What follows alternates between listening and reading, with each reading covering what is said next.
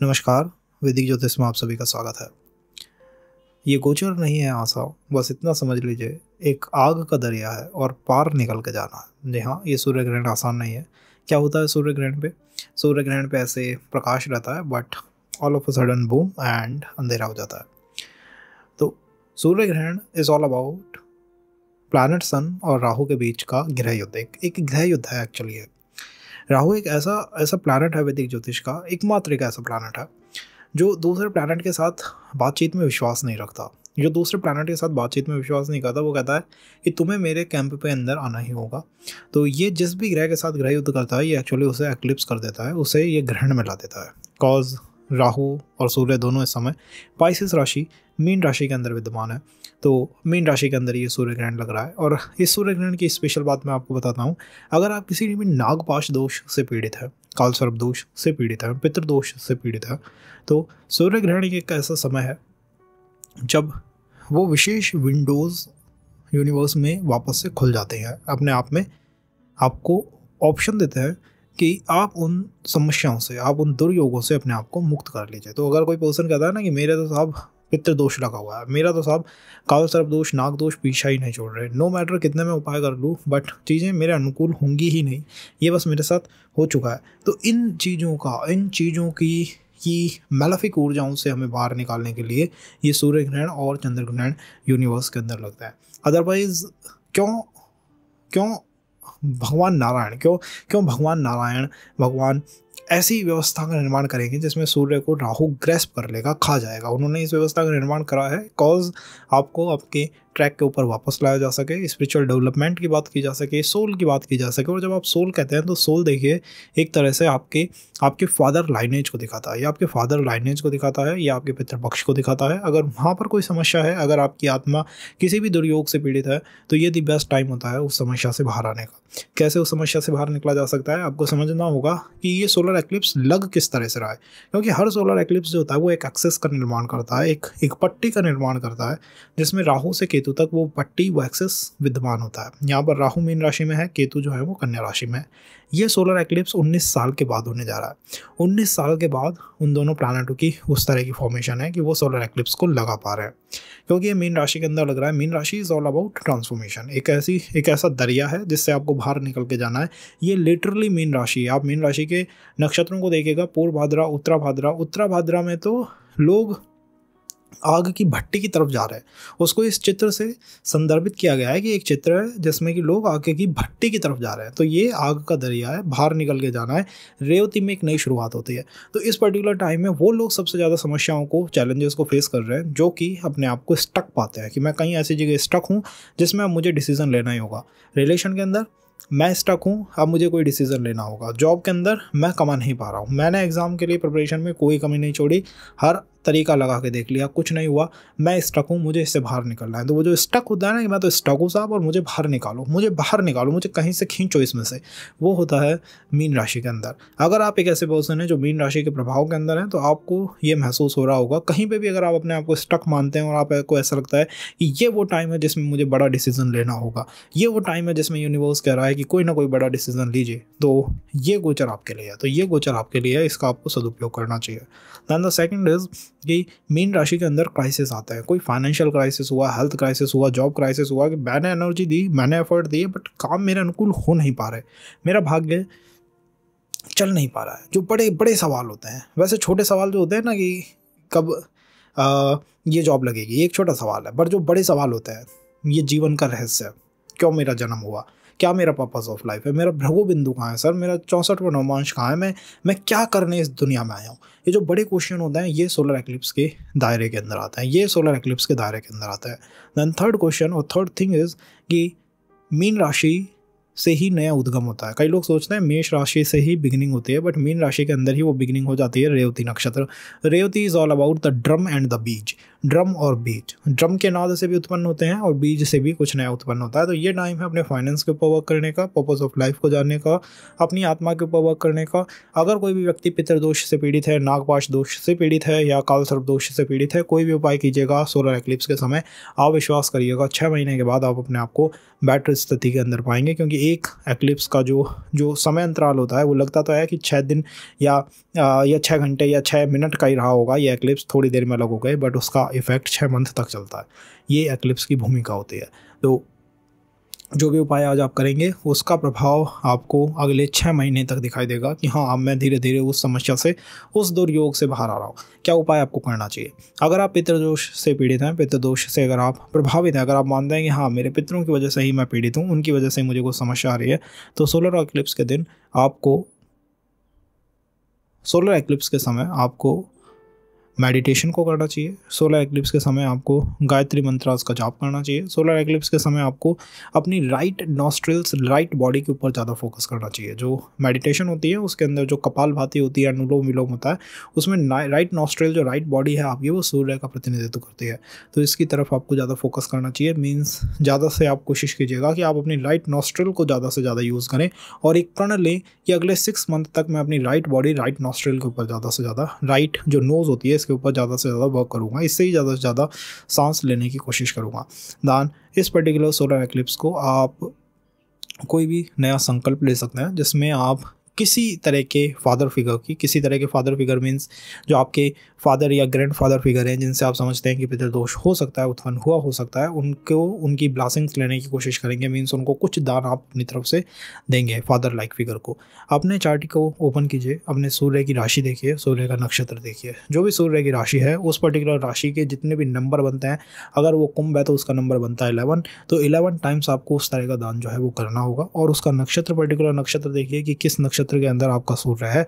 अगर यही सूर्य किसी भी फेमिनाइन प्लैनेट के नक्षत्र में है, चाहे वो चंद्र हुआ, चाहे वो बुध हुआ, चाहे वो शुक्र हुआ, तो इन पर्टिकुलर प्लैनेट्स के लिए आपको कोशिश करनी चाहिए कि आप जब भी किसी दान या फिर कोई भी आप डोनेशन शुरू करें, तो आप माता लक्ष्मी, माता सरस्वती या माता दुर्गा, इनके मंदिरों को पहली बार विजिट जरूर करें।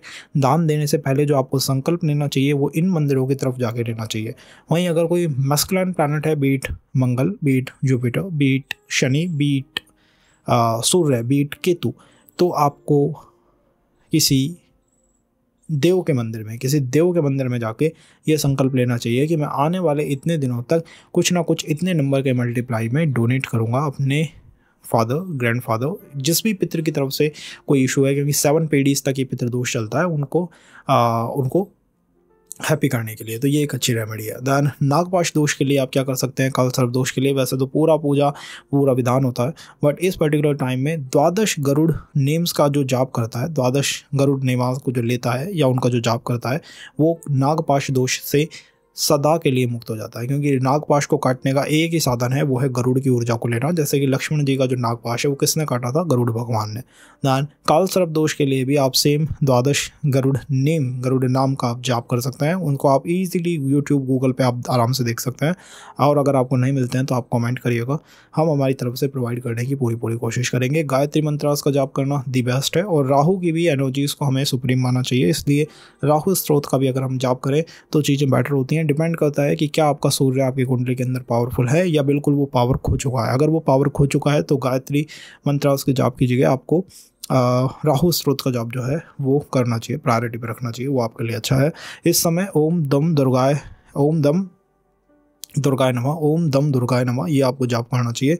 यहाँ पर जो दम है, जो ये एक बीज मंत्र की तरह है, जो कि माता दुर्गा को, वैसे तो माता दुर्गा को समर्पित है। एंड इसी के साथ साथ ये आपको विजय दिलाने की कोशिश करता है। जैसा मैंने आपको शुरू में बताया, ये ग्रह युद्ध है सूर्य का राहु के साथ, ये ग्रह युद्ध है।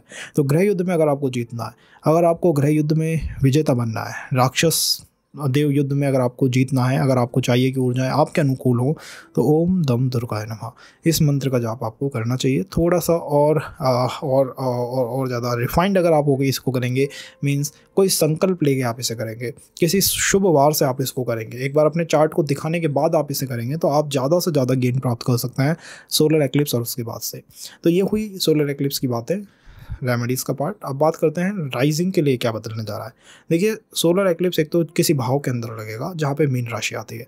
सूर्य की एक ही राशि है यूनिवर्स में, सिंह है। तो सूर्य को जब भी कुछ होता है तो सिंह राशि पर उसका इफेक्ट जाता है। 80% इफेक्ट सूर्य की राशि के ऊपर उसका पड़ता है, क्योंकि सूर्य की राशि में ना तो कोई ग्रह उच्च का होता है ना कोई ग्रह नीच का होता है। सूर्य ही इस राशि के मालिक हैं, सूर्य ही इस राशि को प्रोटेक्ट करते हैं और कोई प्लैनेट इसे प्रोटेक्ट भी नहीं करता, सूर्य स्वयं करते हैं, क्योंकि ये राजा की राशि है। राजा को राजा स्वयं ही प्रोटेक्ट कर पाता।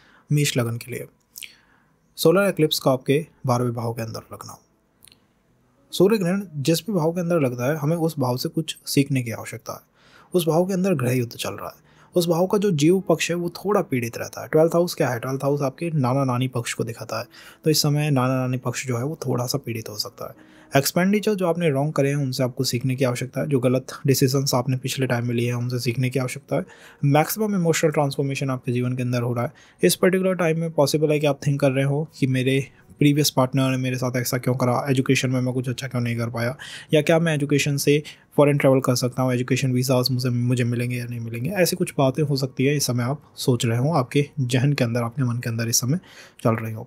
कॉज ये आपके 5th हाउस को प्रभावित करता है। सूर्य ग्रहण है, सूर्य की राशि को प्रभावित करेगा ही, और 12th हाउस के अंदर हो रहा है। मुझे लगता है कि एक्सपेंडिचर को कंट्रोल में रख के करना चाहिए, एंड अगर हो सके तो सीखना चाहिए, डिस्कस करना चाहिए अपने नाना नानी पक्ष के साथ। अगर उनके साथ आपके संबंध ठीक नहीं है या कोई समस्या है तो उन्हें भी सुधारने का ये दी बेस्ट टाइम है। तो ये मुझे लगता है कुछ अवेकनिंग है जो इस पर्टिकुलर ट्रांजिट से आपको मिल रही है। 12वां भाव जो है वो पिंजरे को तोड़ने का भाव है, इसके अंदर मुक्ति रहती है। तो 12th हाउस में जब भी सोलर एक्लिप्स लगे, लूनर एक्लिप्स लगे, आप एक बात समझिएगा, ये जो पर्टिकुलर एक्लिप्स होता है ये आपसे आशा करता है कि आप कुछ बड़ा निर्माण करेंगे आने वाले समय में। तो 2024 में आप कुछ बहुत बड़ा करने जा रहे हैं, ये फॉर श्योर है, क्योंकि ये आपके 12th हाउस के अंदर लगा है। और इसमें आप फ्रीडम चाहते हैं कि मुझे कुछ बड़ा निर्माण करना है, मुझे फ्रीडम चाहिए, मुझे फ्रीडम चाहिए। मैं किसी भी रिस्पॉन्सिबिलिटी को अपने ऊपर लेकर किसी बिग चीज़ को नहीं निर्मित कर सकती या कर सकता। ऐसी ऊर्जाएं शुरू में आने लगती हैं जब सोलर एक्लिप्स होता है। मुझे लगता है ये सेशन आपके लिए फ़ायदेमंद रहेगा अगर आप पर्टिकुलर एनालिसिस को भी देखें और किसी भी मंत्र का जाप आप रुद्राक्ष की माला के ऊपर करें, या फिर किसी मुखी रुद्राक्ष का, आप कितने मुखी है ये चार्ट के ऊपर डिपेंड करता है, बट अगर आपको किसी ने अब तक रिकमेंड करा है तो आप उस मुखी रुद्राक्ष को पहनने के लिए ये समय अनुकूल है। एज कर्म को काटना 12th हाउस के अंदर निहित होता है कि कर्म को काटा जाएगा। और वृषभ लगन के लिए ये हो रहा है आपके 11th हाउस के अंदर। सूर्य ग्रहण 11th हाउस के अंदर लग रहा है। मुझे लगता है इस हाउस से कुछ हमें सीखना चाहिए। सूर्य ग्रहण जिस भी भाव के अंदर लगता है वहाँ दो ग्रहों के बीच में युद्ध चल रहा है। एक तरफ सूर्य है, देवों की शक्ति, एक तरफ राहु है, अधर्म राक्षस तत्व की शक्ति। तो दो शक्तियों के मध्य युद्ध है। 11वें भाव के अंदर ये युद्ध होने जा रहा है। ये युद्ध आपके कंफर्ट को प्रभावित कर रहा है, आपका होम कंफर्ट को प्रभावित ये पर्टिकुलर युद्ध जो है वो कर रहा है। ऐसा लग रहा होगा कि क्या मेरा डिसीज़न जो है वो सही डिसीज़न है या नहीं है। हाउस होम में कुछ बदलाव मुझे लगता है आप इस समय कर रहे हैं। हाउस शिफ्ट आप हो सकता है इस समय कर रहे हो, क्योंकि ये 11th हाउस के अंदर लग रहा है। मुझे लगता है एल्डर सिबलिंग्स या सिबलिंग्स के साथ एक्चुअली रिलेशंस के अंदर थोड़ा सा टर्मोइल या थोड़ा सा डिस्टर्बेंस आ सकता है। And cause 11th house is all about आपकी डिज़ायर्स, आपकी विशेज़ है। तो ये पर्टिकुलर टाइम है अपनी डिज़ायर्स, अपनी विशेज़ के ऊपर दोबारा से फोकस करने का। मुझे लगता है कि आप राइट डिसीजन या राइट डायरेक्शन दोनों को इस पर्टिकुलर सोलर एक्लिप्स से प्राप्त कर सकते हैं। राइट डिसीजन मीन्स जिस भी बड़े मुद्दे पे डिसीजन लेंगे हो सकता है राइट डिसीजन आप ले लें, और राइट डायरेक्शन का मतलब है जो भी आप कुछ करेंगे हो सकता है राइट डायरेक्शन या राइट तरफ आप आने वाले समय में चले जाए। तो अपने आप से कहिए कि मैं जो डिसीज़न ले रहा हूँ वो सही डिसीज़न है, मैं जिस दिशाओं की तरफ चल रहा हूँ वो राइट डायरेक्शन है। एंड अपने आप को कॉन्फिडेंट स्टेट पे लाकर ही आप कुछ अच्छा गेन प्राप्त कर सकते हैं। सिबलिंग्स के साथ व्यवहार को कूल रखिएगा। सोशल मीडिया के ऊपर है तो सोशल मीडिया यूज़र्स के साथ, फॉलोअर्स के साथ ही डिस्प्यूट हो सकता है, तो वहाँ पर भी हमें थोड़ी सी नरमी बरतनी चाहिए। मिथुन लगन के लिए हो रहा है 10वें भाव के अंदर। जिस भी भाव में सूर्य ग्रहण लगता है उसके जीव पक्ष को ये प्रभावित करता है, उससे संबंधों में थोड़ी खटास ला देता है। 10th house is all about आपके संबंध आपके फादर के साथ, तो वहाँ थोड़ी खटास लाएगा। फादर के साथ संबंध डीरेल भी हो सकते हैं, कुछ समस्याएं वहाँ पे आ सकती है। कॉज 10th हाउस आपके एल्डर्स को भी दिखाता है, आपके बॉस को भी दिखाता है, सीनियर अथॉरिटीज़ को भी दिखाता है। तो जॉब में इन लोगों से अच्छे संबंध बना के रखें, उतने ज़्यादा बेटर है। फादर ही कोई नई अवेकनिंग आपके जीवन के अंदर लाएंगे, एंड फादर भी मुझे लगता है किन्हीं समस्याओं से जूझ रहे हैं अगर आपकी मिथुन लगन है या मिथुन राशि है, क्योंकि ये 10th हाउस में हो रहा है। डार्कनेस है, 10th हाउस के अंदर डार्कनेस है। और अगर आप कोशिश कर रहे हैं किसी भी डार्क इमेज को ख़त्म करने की कि मेरे ऊपर कोई ब्लैक स्पॉट है मेरे प्रोफेशन में, मैंने कुछ गलत नहीं करा बट लोग कहते हैं मैंने कुछ गलत करा है, तो उस समस्या से बाहर निकलने का यदि बेस्ट टाइम है। बिकॉज यहाँ पर युद्ध चल रहा है, एक अंधकार की सेना है, एक ज्ञान की सेना है, सूर्य की सेना है, और सूर्य इसमें आने वाले समय में तो जीतेंगे। तो शुरू में हो सकता है कुछ समस्याएं हो, कुछ चैलेंजेस आप फेस कर रहे हो आपके करियर प्रोफेशन के रिगार्डिंग, बट आने वाला समय आपका है, तो आप सही दिशाओं की तरफ हैं, सही डायरेक्शन की तरफ हैं। It is happening in the 10th house. और ये particular time mother in law से समस्याएं आ सकती है, मदर इन लॉ से कुछ तनाव महसूस हो सकता है, मैरिज में कंफर्ट जो है मैरिज का उसमें थोड़ी परेशानियां रह सकती हैं। तो चीज़ें अपने फेवर में भी हैं और थोड़ी सी अपने हाथ से बाहर भी हैं। ये डिपेंड करता है कि हम किस साइड पे खड़े हैं और हम किस मंत्र का जाप कर रहे हैं। तो मंत्रों का जाप करिएगा, कॉज ये विष्णु स्थान में लग रहा है। लॉर्ड विष्णु, जनार्दन, भगवान नारायण, इनकी भगवान नारायण की तो पूजा हमें करनी ही चाहिए। और अगर हम इस गोचर को अपने अनुकूल बनाना चाहते हैं तो मुझे लगता है कि 10th हाउस के अंदर जो भी कुछ होता है, 10th हाउस के अंदर विष्णु स्थान की ऊर्जाएं भी होती हैं और 10th हाउस के अंदर अर्थ तत्व की ऊर्जाएं भी होती हैं, अर्थ तत्व की। तो कुछ भी रेमेडी आप कीजिएगा जैसे जो धरती से सीधी कनेक्टेड हो, मीन्स गार्डनिंग कर लेना। गार्डनिंग कर लेना भी एक अच्छी रेमेडी है। गार्डन में जाना, गार्डनिंग करना, ये बहुत अच्छा रहता है आपकी एनर्जीज को बैलेंस करने के लिए। गार्डन में चले जाना, किसी गार्डन को विजिट करना, घूमने चले जाना, ये बहुत अच्छा तरीका है अपनी ऊर्जाओं को बैलेंस करने के लिए। अगर हम बात करें कर्क लगन की तो होने जा रहा है नवम भाव में। नवम भाव के अंदर सूर्य ग्रहण का लगना 2024 में गुरु से मिलना, गुरु के साथ संबंधों में कुछ खटास आ सकती है। ये सूर्य ग्रहण से इंडिकेट कर रहा है कि गुरु तत्व से थोड़ा सावधान रहना चाहिए। सावधान का मतलब है कि अगर आपने अपने गुरु के प्रति जो आपके दायित्व हैं वो पूरे नहीं करे, गुरु को वो नहीं दिया जो गुरु को चाहिए, मीन्स कई बार होता है ना गुरु दक्षिणा का जो कॉन्सेप्ट होता है, तो वहाँ पर कुछ समस्याएं आ सकती हैं। अब गुरु क्या होता है, सीनियर्स को गुरु माना गया है वैदिक ज्योतिष में। तो सीनियर्स होता है जो मैनेजमेंट टीम है आपकी ऑफिस के अंदर, वो भी एक तरह से आपके गुरु हो गए। अगर उनने आपको कुछ सिखाया और उनने आपसे आशा करी कि आप उनको कुछ प्रदान करेंगे, प्रदान का मतलब है कि आप उनके लिए काम करेंगे या कुछ भी, और आपने वो नहीं करा, तो ये सूर्य ग्रहण आपको थोड़ा पीड़ित करेगा या प्रभावित करेगा। अब इसका मोटा मोटा खाका क्या है कि मुझसे ये आशा की जा रही है, अगर मैं कर्क लगन का हूँ या कर्क राशि का हूँ, तो मुझसे ये आशा की जा रही है कि मैं अपने गुरुओं के प्रति आदरपूर्व व्यवहार करूँगा और गुरु दक्षिणा देने से कभी भी नहीं हिचकिचाऊंगा। ये मुझसे आशा, ये पर्टिकुलर ट्रांजिट, पर्टिकुलर गोचर जो है वो कर रहा है। और गुरु के पद के कुछ दायित्व भी होते हैं, मीन्स आपको टीचर बनना चाहिए। अगर किसी चीज़ के बारे में आप जानते हैं तो आपको उसको लोगों के साथ शेयर करना चाहिए। तो ये कुछ आपसे आशा है इस पर्टिकुलर ट्रांजिट की, या आप कहिए भगवान नारायण की, क्योंकि ये नवम भाव में लगता है, ये लक्ष्मी स्थान में लगता है, गोचर है या सूर्य ग्रहण है। तो फाइनेंसेस में आपको थोड़ा सा तंगी महसूस होगी कि बस ये लक्ष्मी स्थान को इसने बाधित कर दिया शुरू में। भगवान विष्णु की विद माता लक्ष्मी आपको पूजा अर्चना करनी चाहिए, वो विश्वास करिएगा, चीज़ों को बहुत ज़्यादा बेटर कर देगी।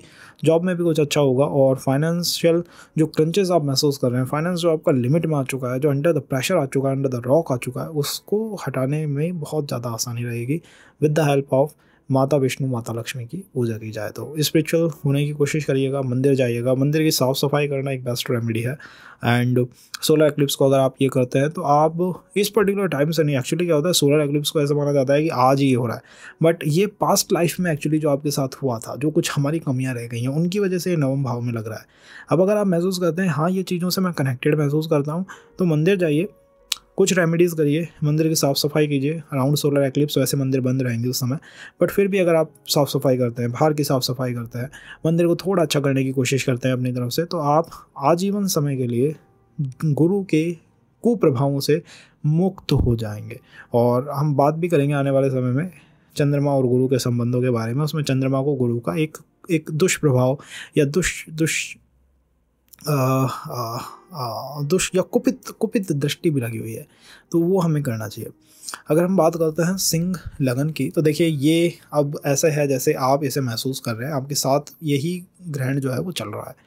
आपके लिए ये लगने जा रहा है आपके अष्टम भाव के अंदर भी पाइसेस राशि आती है, मेन राशि वहीं पर आती है। तो अष्टम भाव के अंदर गुरु का सूर्य का ग्रहण लगना, सूर्य ग्रहण अष्टम भाव के अंदर का मतलब है बहुत ज़्यादा डार्कनेस से इस समय आप अपने आप को अपने आप को लड़ता हुआ महसूस कर रहे हैं कि मैं जाने कितने फ्रंट पर लड़ रहा हूँ। ऐसा होता है ना कि भारत जब चीन से भी लड़े, पाकिस्तान से भी लड़े और एक दो कंट्रियों से और से लड़े, ऐसा ऐसा ही इस समय हो रहा है कि साहब मैं जाने कितने ही लोगों से अकेला लड़ रहा हूँ, मैं बहुत ज़्यादा डार्कनेस से लड़ रहा हूँ। तो एकदम से ऐसा लगेगा कि पैसे की भी दिक्कत है, संबंधों की भी दिक्कत है, फैमिली भी बात नहीं मान रही, अड़ोसी पड़ोसी भी नहीं सुन रहे, दोस्त यार भी कोई बात नहीं सुन रहा, अकेला सा हूँ, ऐसा महसूस होता है सूर्य ग्रहण पे। कॉज ये 8th हाउस में लग रहा है, आपने कुछ ऐसा करा है पास्ट लाइफ के अंदर कि आपको अष्टम भाव के सूर्य ग्रहण को इस जीवन में देखना पड़ रहा है। पास्ट लाइफ में आपने क्या करा हो सकता है आपने किसी प्रकार का ऑकल्ट, किसी प्रकार का तंत्र मंत्र या किसी प्रकार का बिजनेस के अंदर कोई धोखा या इन चीज़ों का सामना या तो आपने करा है या आपने खुद ने ये चीज़ें की हैं। और अब भी आपको ऐसा लग रहा होगा कि बिजनेस में कुछ कर लेता हूँ, पार्टनरशिप में बिजनेस कर लेता हूँ, एस्ट्रोलॉजी सीख लेता हूँ, प्रेडिक्शन साइंसेस सीख लेता हूँ, ऑकल्ट में चला जाता हूँ। तो अभी आपको ऐसा महसूस क्यों हो रहा है? क्योंकि आपने पिछले समय में ऐसा करा है। अब इन चीज़ों से हमें मुक्ति पानी होगी। इस चैप्टर को हमें हमेशा के लिए क्लोज करना होगा और उसके लिए हमें क्या करना होगा? हमें भगवान विष्णु की भी पूजा करनी होगी और भगवान नारायण, भगवान विष्णु के वराह अवतार की हमें पूजा अर्चना करनी होगी। यूट्यूब पे आप जाइए, वराह अवतार की सर्च कीजिए, वराह अवतार के बारे में आपको मंत्रास, कथा एंड रेमेडी सब कुछ मिल जाएंगे, उनका आपको पालन करना होगा जिससे कि आप इस पर्टिकुलर अष्टम भाव के सूर्य ग्रहण से वंस एंड फॉर ऑल मुक्त हो जाएं, आपको इसका सामना आने वाले समय में ना करना पड़े। इस पर्टिकुलर टाइम में फाइनेंस के रिगार्डिंग बड़े डिसीजन मत लीजिएगा, बिजनेस पार्टनरशिप अभी मत कीजिएगा और हो सके तो अपने आप को किसी भी ऑकल्ट पावर, किसी भी ब्लैक आई, ईवल आई, इन चीज़ों से बचाने की पूरी कोशिश कीजिए विद द हेल्प ऑफ भगवान Narayan. With the help of भगवान नारायण मीन्स वराह अवतार की पूजा अर्चना एंड कॉज ये अष्टम भाव के अंदर है, राहु की ऊर्जा है, केतु की ऊर्जा इसमें नहीं है, बट फिर भी हम माता दुर्गा की पूजा करें, सप्तशती का जाप करें और ओम दम दुर्गाय नमः, ओम दम दुर्गाय नमः, इस मंत्र का आपको जाप करते रहना चाहिए। सूर्य ग्रहण पे कीजिएगा ये सूर्य ग्रहण, आप इस मंत्र को रिचार्ज कर दीजिए, इसका 108 टाइम जाप कर दीजिए, 1008 टाइम भी आप कर सकते हैं।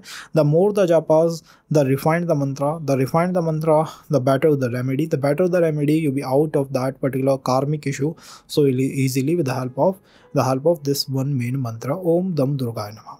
अब बात करते हैं कर्क कन्या लगन की। होने जा रहा है आपके सप्तम भाव में। देखिए सूर्य ग्रहण आपके सप्तम भाव में हो रहा है। सप्तम भाव क्या है? सप्तम भाव पार्टनरशिप का भाव है कि अब मैं अपनी लगन से थक गया हूँ, अब मैं मेरे परिवार, मेरा पैसा, इन चीज़ों से अब मैं थक गया हूँ, इन चीज़ों से अब मुझे थकान होने लगी है। तब आता है सप्तम भाव कि अब जातक ने मैं करना बंद कर दिया है, अब आप कहना शुरू कर दिया है कि आप क्या कर रहे हैं, कि मतलब सामने वाले को उसने एक्सेप्ट कर लिया। जब भी तो मैरिज होती है, जब आप मैं से हट के आप पे आ जाता है, वो आपको बार बार कहना होगा, मीन्स पूरी लाइफ टाइम आपको वो कहना होगा। तो सप्तम भाव बैलेंस का भाव है, मैरिज का भाव है, पार्टनरशिप का भाव है, बंधनों का भाव है। इसके अंदर सूर्य ग्रहण का लगना जिस भाव के अंदर लगता है उसके जीव पक्ष से समस्याएं आती हैं, तो पार्टनर से कुछ समस्याएं शुरू में महसूस हो सकती है। दैन द सेकंड फेज, क्या बिजनेस एंड पार्टनरशिप अभी करना चाहिए, नहीं करना चाहिए? क्यों आपके सप्तम भाव में ये लग रहा है? पिछली लाइफ में आपने कुछ किया है या आपके साथ खुद के साथ कुछ हुआ है मैरिज से संबंधित। आपके पार्टनर ने हो सकता है आपको धोखा दिया हो, आपने अपने पार्टनर को चीट कराओ या कुछ ऐसी बातें रही हैं पिछले जीवन में, उसके कारण आपको ये सप्तम भाव का सूर्य ग्रहण देखने को मिला है। इससे निकलने का बेस्ट वे है कि माता लक्ष्मी, माता सरस्वती की हम पूजा करें और अपने पार्टनर जिनकी मैरिज हो चुकी है उनके प्रति पूरी श्रद्धा से, उनके ऊपर पूरी तरह लॉयल होकर श्रद्धा से आप कहिए श्रद्धा से अपने पार्टनर को अपनाना चाहिए। एंड द थर्ड, जिनका भी विवाह नहीं हुआ है, शुक्र वक्री है, शुक्र पीड़ित है और विवाह नहीं हुआ है, विवाह में समस्याएं आ रही हैं, विवाह में डीले महसूस हो रहे हैं, तो इस सूर्य ग्रहण आप ये प्रण लीजिए कि आप विवाह के लिए सप्तम भाव को मजबूत भी करेंगे। और इससे आप कैसे कर सकते हैं? माता लक्ष्मी, माता सरस्वती की पूजा करके। द थर्ड थिंग इज़ कि सप्तम भाव के अंदर जो शनि है वो उच्च के हो जाते हैं हमेशा सप्तम भाव के अंदर, तो शनि को आप इग्नोर नहीं कर सकते। तो जिन लोगों का विवाह नहीं हुआ है उन्हें शनि की भी कृपा प्राप्त करनी चाहिए, क्योंकि डीले के भी स्वामी शनि है। और किसी मंदिर में जाकर, शनि के मंदिर में अगर आप चले जाते हैं तो दी बेस्ट है, अदरवाइज़ किसी भी सिंपल मंदिर के अंदर जाकर आप प्रण ले सकते हैं कि आने वाले 21 शनिवार तक आप किसी भी वृद्ध व्यक्ति की, किसी भी पीड़ित व्यक्ति की, कोई भी मैरिज में पीड़ित हुआ है उस व्यक्ति की, या कोई भी अगर मेडिकल इश्यूज़ से पीड़ित है, हेल्थ में किसी के इश्यूज़ हैं, तो उसकी आप सेवा करेंगे। फ्री में मेडिसिन डोनेट कर सकते हैं, कुछ भी कर सकते हैं, वो आपको 21 दिन बाद देख लीजिएगा फल देती हुई दिखाई दे जाएगी। 21 दिन से पहले भी, जिससे मैरिज में सबसे ज़्यादा फल मिलेंगे, एजुकेशन या फिर एग्जामिनेशन क्लियर करना चाहते हैं, एजुकेशन में कुछ करना चाहते हैं, वो भी आप इजीली कर सकते हैं, क्योंकि 7th house bunch of resources को कंट्रोल करता है। इसकी मूल भावना मैंने आपको बता दी, अदरवाइज ये सेशन 2-2.5 घंटे का सप्तम भाव पे ही हो जाएगा। तो ये आप काम करिएगा, एनालिसिस को एक बार देखिएगा, जिससे आप मैक्सिमम गेन प्राप्त कर पाए। हमारी आशा है कि आप मैक्सिमम गेन प्राप्त करें। अदरवाइज यूट्यूब से डोंट थिंक कि इससे कुछ इतनी ज़्यादा भयानक अर्निंग होती है कि बस जीवन ही पलट जाता है, ऐसा कुछ नहीं होता इससे। बट हमारी इच्छा ये है, हमारी आशा ये है कि आप एनालिसिस से कुछ अच्छा प्राप्त कर पाएँ। इसलिए हम सेशंस को अच्छा से अच्छा बनाने की कोशिश करते हैं। इनके ऊपर बहुत ज़्यादा समय लगता है, बहुत ज़्यादा रिसोर्सेज, बहुत ज़्यादा रेफरेंसेज हमें लेने पड़ते हैं। तो आप प्लीज़ देखिएगा, जिससे कि चीज़ें बेटर हों। और व्हाट्सएप स्टेटस पे लगाइए, लाइक शेयर सब्सक्राइब कीजिए, इंस्टा को फॉलो कीजिए, और बहुत तरीके हैं जिनसे हम आपके साथ जुड़ सकते हैं और बहुत अच्छा कुछ निर्मित कर सकते हैं।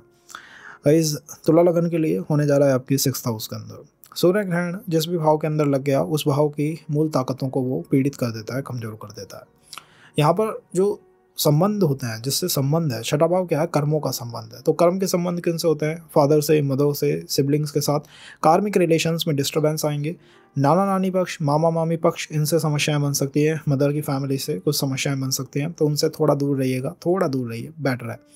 छठे भाव से एग्ज़ाम आते हैं, एजुकेशन आती है, तो उनको लेके अभी आप चिंतित हैं कि मैं सही डायरेक्शन पे हूँ या नहीं, मेरे डिसीजन सही है नहीं। तो मुझे लगता है आपके डिसीजन भी सही है, आपकी डायरेक्शन भी सही है। Regarding the exam, regarding the education, आप बिल्कुल ठीक ठाक डायरेक्शन के ऊपर है। It is just matter of कि 6th हाउस जो है वो इतना ज़्यादा पावरफुल है, उसके अंदर सूर्य ग्रहण लग रहा है, तो वो थोड़ा पीड़ित तो होगा ही। और जब कोई ग्रह या भाव पीड़ित होता है, तो उस भाव की ऊर्जाएं बहुत ज़्यादा कम हो जाती हैं, क्योंकि ये छठा भाव है, इसके अंदर गृह युद्ध बहुत अच्छा परफॉर्म करता है। ये पर्टिकुलर टाइम है अपने आप को कॉन्फिडेंट बनाने का, डोमिनेंट बनाने का, और अपने शत्रुओं के ऊपर विजय प्राप्त करने का। कंफ्यूज बिल्कुल मत होइए, आप सही दिशाओं के अंदर हैं, ये विश्वास कीजिए, क्योंकि ये छठे भाव पे लग रहा है। रुद्राक्ष माला अपने साथ आप रख सकते हैं, उस पर मंत्र का जाप कर सकते हैं। भगवान शिव के मंत्रों का आपको इस समय जाप करना चाहिए। ओम धम दुर्गाय नमः, इसका भी आप जाप कर सकते हैं शत्रुओं के ऊपर विजय प्राप्त करने के लिए। और इस पर्टिकुलर सूर्य ग्रहण को संकल्प लेना चाहिए। अगर एग्ज़ाम को क्लियर करना है तो आप एग्ज़ाम क्लियर कर सकते हैं, संकल्प आपको लेना चाहिए।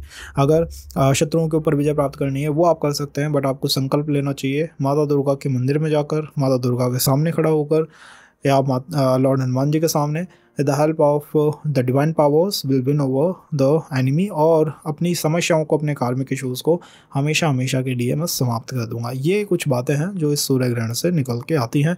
कॉज ये 6th हाउस में हो रहा है, और मुझे लगता है शुरुआत में आप अपना क्वेश्चन कर रहे हैं कि जो मैंने पास्ट में डिसीज़न लिए थे सही हैं या नहीं है, फाइनेंस मेरा कैसा रहेगा आने वाले समय में, क्या मुझे ग्रोथ होगी या नहीं होगी, इन समस्याओं से मैं कैसे बाहर निकलूँ, इन बहुत सवाल आपके मन के अंदर इस समय चल रहे हैं। उधेड़ बुन लगातार बनी हुई है, बट मुझे लगता है ये गोचर आपके लिए फेवरेबल गोचर है। आज 6th हाउस के अंदर जब भी दो ग्रह लड़ते हैं, कुछ ना कुछ अच्छा निकल के आता है। वृश्चिक लगन के लिए आपके 5th हाउस के अंदर लगने वाला सूर्य ग्रहण है। सूर्य ग्रहण जिस भी भाव के अंदर लगता है, उसके जीव पक्ष को हानि करता है या जीव पक्ष के साथ संबंधों में डिस्टर्बेंस लाता है। 5th हाउस पहले चाइल्ड को, पार्टनर को, आपके को दिखाता है, रिलेशनशिप को दिखाता है, तो उनके अंदर डिस्टर्बेंस शुरू में ला सकता है। बिकॉज 5th हाउस आपकी ब्रेन पावर है, वहाँ पर सूर्य ग्रहण का लगना बहुत ज़्यादा फ्लक्चुएशन है। ब्रेन पावर में बहुत ज़्यादा फ्लक्चुएशन है, समझ नहीं आ रहा किस तरफ चला जाए, समझ नहीं आ रहा कौन सा डिसीजन लिया जाए, समझ नहीं आ रहा कि सही क्या है गलत क्या है। इन दोनों के बीच का फ़र्क आप भूलने लगे हैं इस पर्टिकुलर टाइम में। कॉज ये 5th हाउस के अंदर लगने वाला गोचर है, 5th हाउस के अंदर लगने वाला ग्रहण है एक्चुअली। और 5th हाउस में आप जानते हैं गुरु की ऊर्जाएं होती हैं, सूर्य की ऊर्जाएं होती हैं, राहु की नहीं होती हैं। तो मुझे लगता है ये पर्टिकुलर टाइम आप with the help of Rahu की ऊर्जा डिप्लोमेसी में कुछ अच्छा कर सकते हैं। डिप्लोमेसी का मतलब होता है कि अब तक आप इस पर्टिकुलर टाइम का इंतजार कर रहे थे, किसी हेल्थ इशू में थे या किसी फाइनेंशियल इशू में थे, और आपको लगा लोगों ने आपको चीट करा, उनने आपका एडवांटेज लिया। तो ये सूर्य ग्रहण द बेस्ट टाइम है। कुछ मंत्रों का आप जाप करिएगा या फिर सीधा अपने एनिमीज़ को कन्फ्रंट करिएगा। मुझे लगता है कि आप उनके ऊपर विजय आसानी से प्राप्त कर पाएंगे, क्योंकि 5th हाउस के अंदर राहु की भी ऊर्जा है। एंड आपके चार्ट के अंदर मुझे लगता है ये प्रोफेशन को भी प्रभावित कर रहा है। तो ये पर्टिकुलर टाइम अपने सीनियर से, ऑफिशियल से उलझने का नहीं, उनके साथ अच्छे संबंधों को बनाने का, अच्छे तारतम्य को बनाए रखने का है। और आने वाले समय में आफ्टर द सोलर एक्लिप्स आप अपने प्रोफेशन के अंदर कुछ चेंजेस आता हुआ देखेंगे, क्योंकि सोलर एक्लिप्स की छाया जो है वो आपको निश्चित रूप से पंचम और 10th हाउस पे दिखाई देगी। तो सोलर एक्लिप्स के बाद प्रोफेशन में कुछ चेंजेस को आप देखेंगे। मुझे लगता है ये समय है अपने टैलेंट और स्किल को पॉलिश करने का और छोटी डिग्रीज को प्राप्त करने का, लाइक डिप्लोमाज एंड ऑल में जाने का। वो आपके लिए दी बेस्ट रहेगा। रिलेशनशिप में सूर्य ग्रहण 5th हाउस के अंदर लग चुका है, इसलिए कार्मिक एंगल तो खड़ा इसने लाके कर दिया है। अब ऐसा लगने लगेगा कि उन्हीं लोगों से संबंध बनाऊंगा या रखेंगे जो कार्मिक हैं या जिन्हें हम पिछले जीवन से जानते हैं। तो ऐसे जब बात आने लग जाती है, वो कहाँ से आती है आपको पता है? सूर्य ग्रहण जब भी पंचम या नवम भाव में लगता है तो ये बहुत अच्छी बात होती है, क्योंकि ये पर्सन एकदम से पिछले जीवन से, ऐसा होता है डेजा वो टाइप होता है ना कि एकदम से ही कनेक्ट हो गए, तो वो एकदम से जो कनेक्शन होता है वो ऐसे जातकों का बन पाता है। धनु लगन के लिए आपके 4th हाउस में होता है सूर्य ग्रहण। सूर्य ग्रहण जिस भाव पे लगता है उसके जीव पक्ष से डिस्टर्बेंस आता है। डिस्टर्बेंस मीन्स संबंधों में थोड़ी सी खटास आ सकती है। 4th house all about mother या मदर लाइक फिगर या कोई ऐसा पर्सन जो आपको बहुत ज़्यादा इमोशनल केयर प्रदान करे, उनसे संबंधों में थोड़ी सी ढिलाई, थोड़ी सी खटास आपको इस सूर्य ग्रहण से आती हुई दिखाई देगी। कॉज ये 4th हाउस के अंदर लगना है, मुझे लगता है कि सूर्य ग्रहण आपके डिसीज़न लेने को प्रभावित कर रहा है। क्या डिसीज़न मैं लूँ, एंड स्पेशली अगर आप अपने चाइल्ड के बारे में कोई डिसीज़न ले रहे हैं, हाउस होम के बारे में कोई डिसीजन ले रहे हैं, घर बेचना है, घर खरीदना है, घर बचाए रखना है, हाउस बदलना है, अपार्टमेंट बदलना है, ऐसे कोई बड़े डिसीजन ले रहे हैं उनके बारे में तो ऐसा होगा क्या मैं डिसीजन कौन सा वाला लूँ, क्योंकि सूर्य ग्रहण में बहुत ज़्यादा फ्लक्चुएशंस है, एनर्जीज बहुत ज़्यादा उथल पुथल हो रही है चतुर्थ भाव में, और चतुर्थ भाव से आध्यात्मिक यात्रा शुरू होती है, मोक्ष की यात्रा चतुर्थ भाव से शुरू होती है। तो 4th हाउस में सूर्य ग्रहण लगना इंडिकेट करता है कि जहाँ तक मोक्ष की यात्राओं पे जाएगा, मोक्ष की यात्राओं पे जाएगा मीन्स स्पिरिचुअल होने की कोशिश करेगा, कुछ बड़ा प्राप्त करने की ज़्यादा कोशिश करेगा। आने वाले टाइम में स्पिरिचुअल हो सकते हैं, स्पिरिचुअल जर्नीज स्टार्ट हो सकती हैं, और मुझे लगता है अगर हम सही से इस ट्रांजिट को लें तो ये ट्रांजिट आपको बहुत कुछ प्राप्त करा सकता है। कॉज 4th हाउस के अंदर अगर कोई सूर्य ग्रहण चंद्र ग्रहण लग जाए और जहाँ तक उसको मैनिफेस्ट कर ले तो वो जहाँ तक उस ऊर्जा से बहुत कुछ प्राप्त कर सकता है। मीन्स वो लोगों के हिडन मोटिव्स को जान सकता है।